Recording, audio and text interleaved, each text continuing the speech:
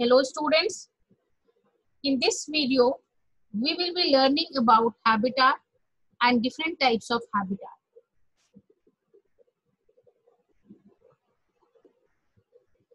Habitat is the place where a plant or animal lives.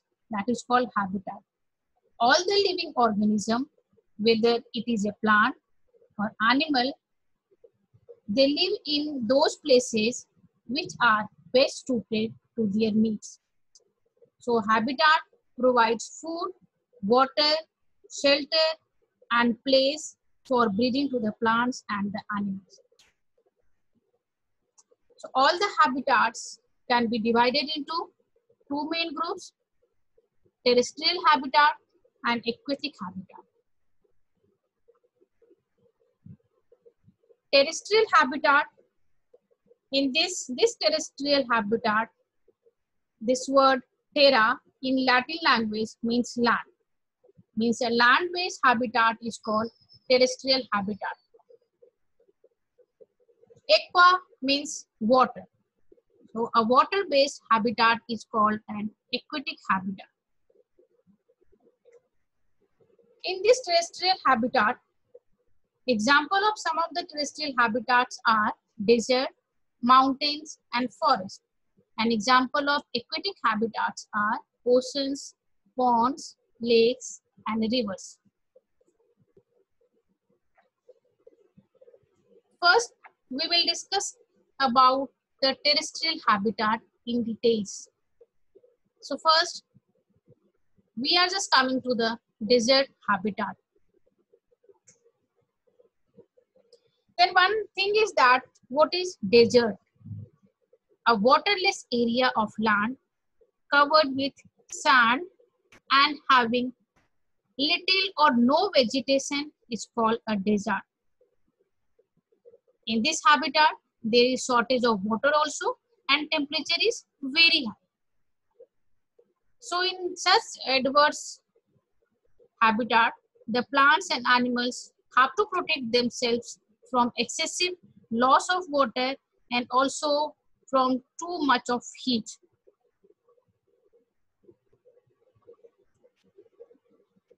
So in this habitat, we will discuss about cactus as a plant and camel as an animal. So cactus, if you will see the structure of the cactus or the cactus plant, the cactus leaves are modified in the forms of spines or thorns to reduce the loss of water through transpiration. Stem is green in color and that helps in the process of photosynthesis. Stem also stores water in the air. So the stem of cactus plant is covered with a thick waxy layer which prevents the loss of water from evaporation.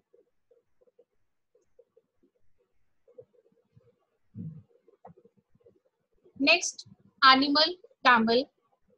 Camel is also known as sheep of desert. So we will discuss about the adaptation or the adaptative features of camel. Camel has long legs which help to keep its body away from the hot sand in the desert. Camel can drink large amount of water and store it in the body. Its body is also adapted to save water as camel passes very small amount of urine. Its dung is dry and doesn't sweat. If we will see the hump that is the stored fat, in case of emergency, a camel can break down stored fat to obtain water. Camel has also large and flat feet or the padded feet to walk on hot sand by preventing it from sinking into soft sand. Camel has also having long eyelashes which prevent from the storm and closing the nostrils.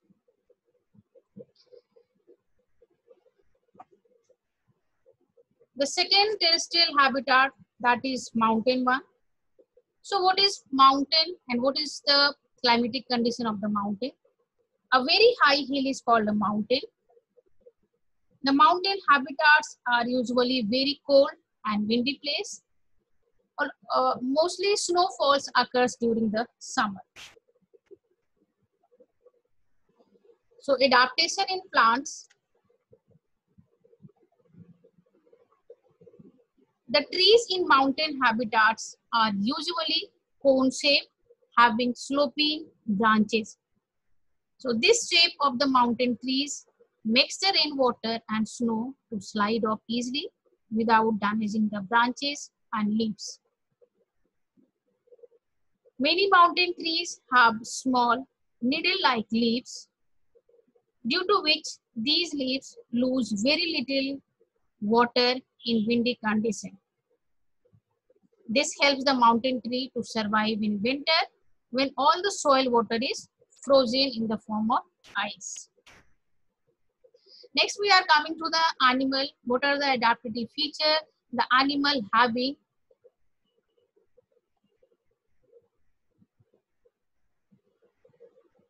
so the mountain animal, they are having a long hair or the fur to protect it from cold and keep it warm and acts as an insulator.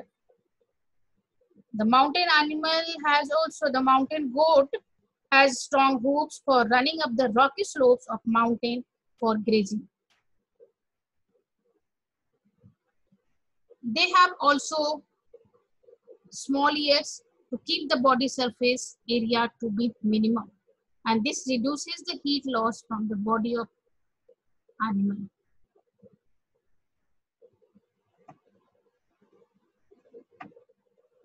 Next habitat in terrestrial, that is the polar habitat. Polar habitat also, the climatic condition is extremely cold. The whole area that is covered with snow for most of the year. So whatever the animal like polar bear, snow leopard, mountain goat, their body is covered with a thick long hair that protect it from the cold, and thick fur act as an insulator. Next is the grassland or the forest habitat. A large area of land covered mainly with trees and plants is called a forest. And a large area of grass covered land used for grazing is called grassland. So just I have taken the example of a deer. So if we just go through the adaptive feature of deer, eyes are present on the side of its head, which allow it to look in all the direction for danger or to protect them from their enemies. They have also long ear to hear even faint movement. They have also strong legs to run fast whenever any predator comes. Strong flat teeth to chew hard plant stems.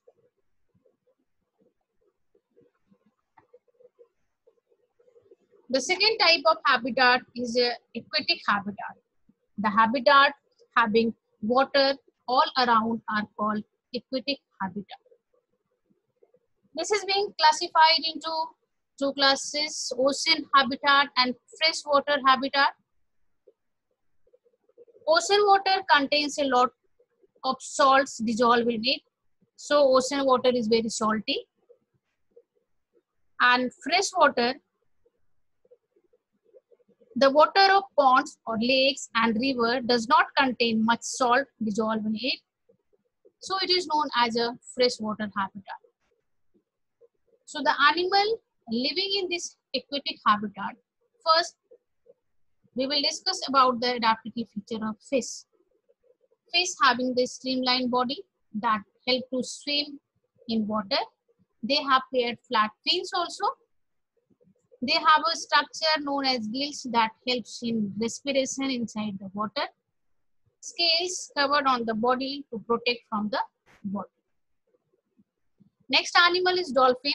Dolphin have lungs and nostrils For respiration, blowholes present at the upper part of the head and can stay underwater for a very long time also. Frog. Frogs are known as amphibians because frog can live both on land and water. They have also webbed feet, helps to swim in water. They have a strong back leg, helps in leaping and catching the prey.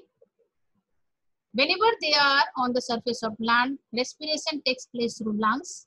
And whenever they are inside the water, respiration takes place through their moist skin. Thank you.